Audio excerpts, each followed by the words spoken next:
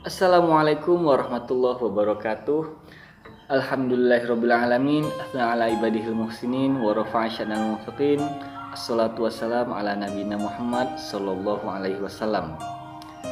Saudaraku yang dirahmati Allah, kita pasti pernah merasakan masa-masa futur, masa di mana iman kita sedang melemah, masa di mana kita berat sekali melaksanakan ibadah.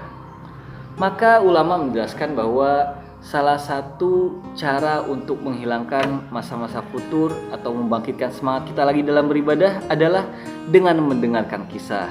Dengan mendengarkan kisah, insya Allah bisa membakar semangat kita lagi.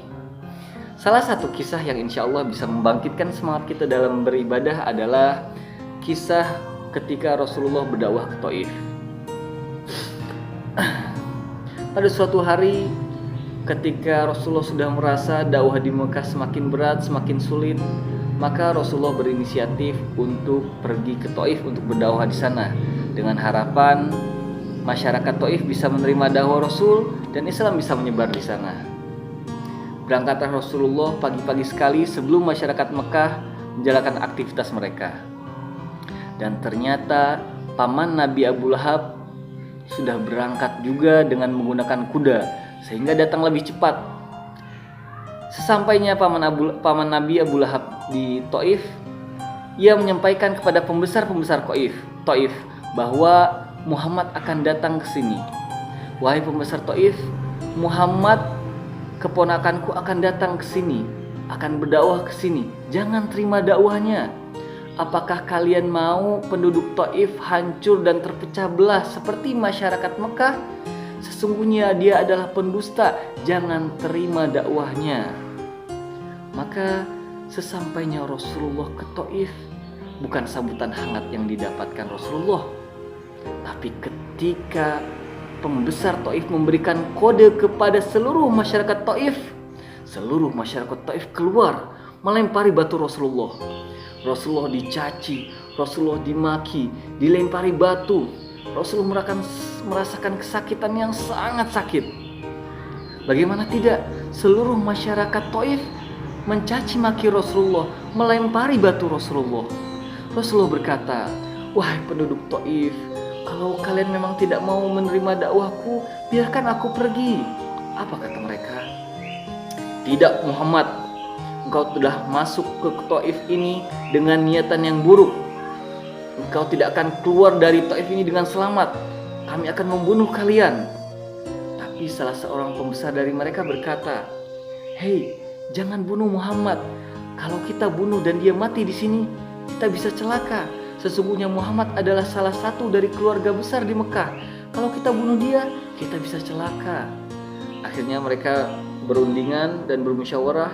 Akhirnya mereka berinisiatif untuk meletakkan dua barisan orang yang besar yang kekar-kekar di depan gerbang Thaif untuk menyakiti Rasul. Melihat itu Rasulullah sedih, bukan sedih karena takut, tapi kalau semakin penyiksaan Thaif kepada Muhammad semakin berat, maka Rasulullah takut siksaan dari Allah semakin besar. Tapi bagaimana lagi? Rasulullah harus berikhtiar. Rasulullah tidak mau mati di sana dan dakwah terputus. Akhirnya dengan rasa sakit yang sangat begitu sakit, Rasulullah berusaha melewati orang-orang yang besar itu tadi. Ketika sudah sampai di dua barisan orang yang besar itu tadi, Rasulullah dipukul dari kanan, terpanting ke kiri. Rasulullah dipukul dari kiri, terpanting ke kanan. Rasulullah ditendang dari belakang, terjatuh Rasulullah. Diangkat lagi, dipukul dari kanan, dipukul dari kiri, ditendang dari bawah, diangkat lagi. Seperti itu terus, sampai Rasulullah benar-benar merasakan sakit dan begitu lemah tubuh Rasulullah. Akhirnya Rasulullah tidak mampu berdiri. Rasulullah merangkak melewati gerbang Thaif. Melihat Rasulullah tersakiti seperti itu, mereka tertawa terbahak-bahak. Tapi Rasulullah tetap sabar dan berusaha terus keluar dengan rasa sakit dan letih yang luar biasa. Akhirnya Rasulullah lama-kelamaan bisa jalan, dan Rasulullah berjalan dengan cepat dengan harapan mereka tidak mengejar. Lalu Rasulullah berjalan dan duduk di bawah pohon kurma. Sungguh luar biasa perjuangan Rasulullah. Setelah keluar dari Taif, Rasulullah duduk menghadap ke Taif. Dan seketika itu pula malaikat Jibril turun bersama malaikat penjaga gunung. Malaikat berkata, "Wahai Muhammad, seluruh penduduk langit, malaikat penduduk langit marah. Sekarang aku bersama malaikat penjaga gunung. Engkau tinggal pilih gunung mana yang kau mau dan kami lemparkan ke penduduk Taif sampai habislah sejarah penduduk Taif." Apa kata Nabi Muhammad? "Wahai Jibril, aku mohon jangan siksa mereka. Mereka menyakitiku, mereka mencaciku. Itu bukan karena kenapa-napa. Itu karena mereka tidak tahu. Aku hanya berharap kelak suatu saat akan lahir dari mereka orang yang bertauhid kepada Allah."